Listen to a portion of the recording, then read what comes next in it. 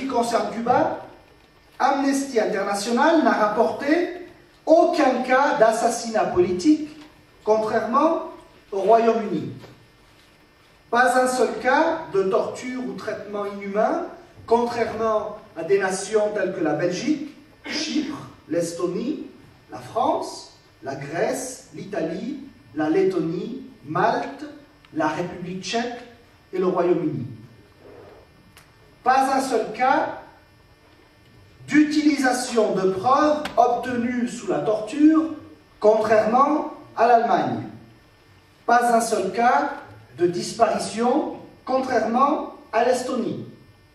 Pas un seul cas d'enlèvement de personnes par les autorités, contrairement à l'Italie. Pas un seul cas d'impunité suite à un crime commis par un agent de l'État, contrairement à des pays tels que l'Autriche, l'Espagne, la France, la Grèce, l'Irlande, l'Italie, le Portugal, la République tchèque ou le Royaume-Uni. Pas un seul cas de trafic d'êtres humains, contrairement à la Grèce et à la Lituanie.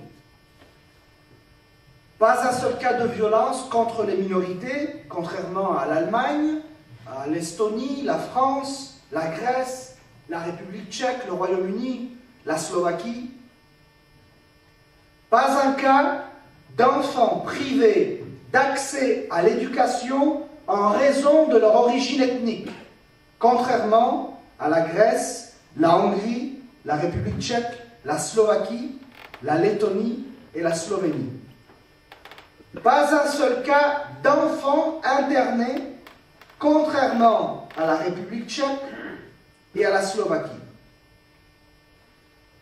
Pas un cas de stérilisation forcée de femmes issues de minorités, contrairement à des nations telles que la République tchèque et la Slovaquie. Pas un seul cas de citoyens déchus de leur nationalité, contrairement à la Grèce et à la Slovénie. Pas un seul cas de répression de manifestants, contrairement à Chypre ou à Malte. Pas un seul cas de malades mentaux mis en prison, contrairement à l'Autriche, l'Irlande et l'Italie.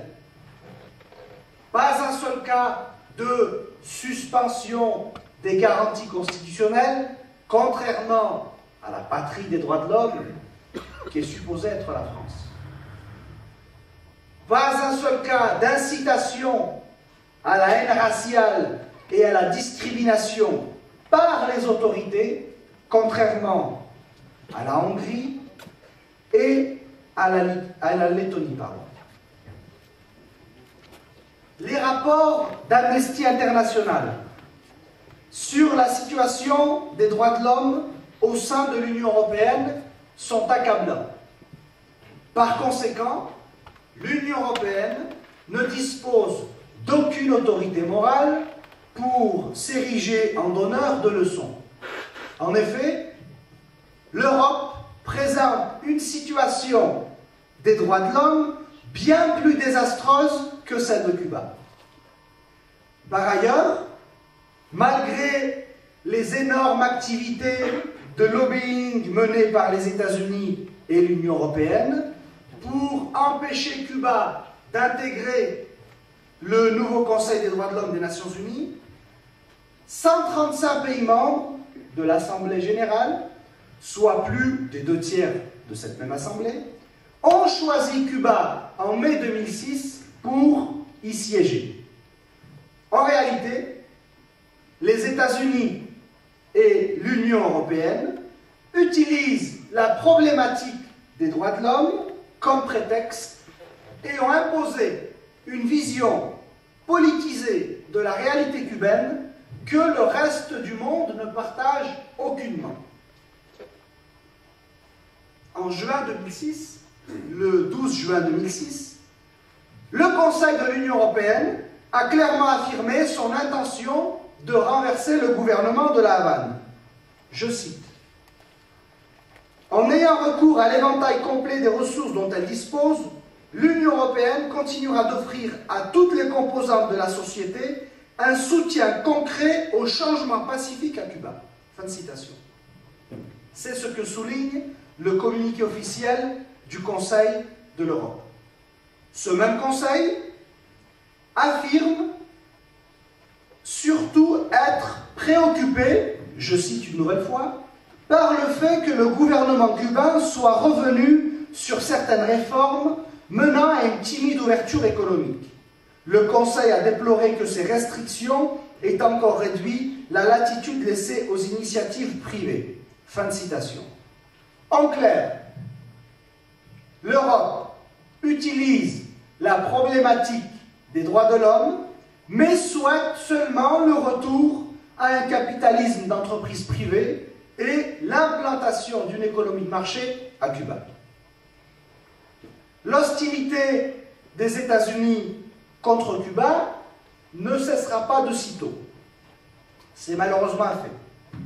Par contre, il est profondément regrettable que l'Union européenne s'y associe de manière aussi servile que contre-productive.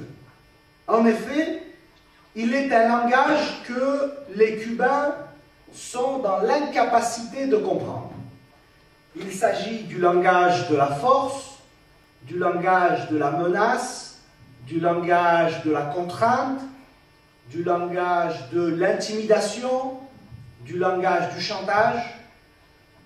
Depuis 1959, Cuba n'a jamais cédé à ce genre de procédé et n'y cédera pas.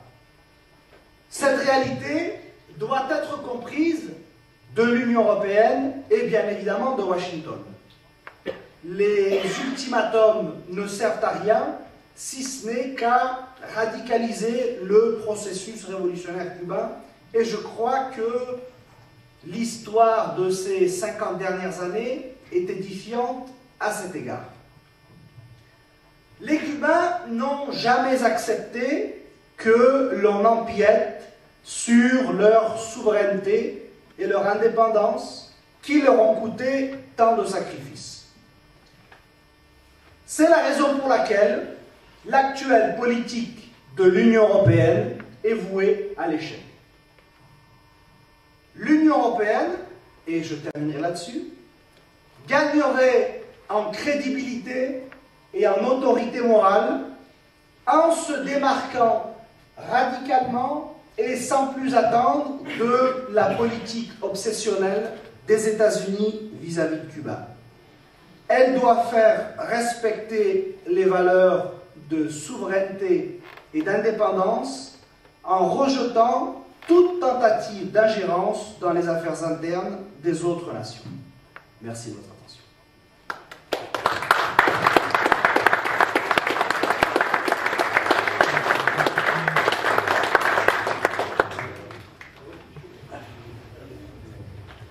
Voilà, alors c'est vous qui avez la parole maintenant. Hein? Les personnes qui entendent s'exprimer, nous leur demandons qu'elles le fassent de façon concise et si possible qu'elles se nomment pour savoir avec qui nous avons affaire. Alors, il y a plusieurs personnes là qui sont en train de lever la main. Je vais vous demander...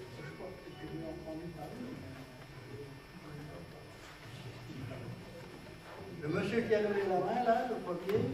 On nous rend par les oreilles avec la notion de droit de l'homme, surtout.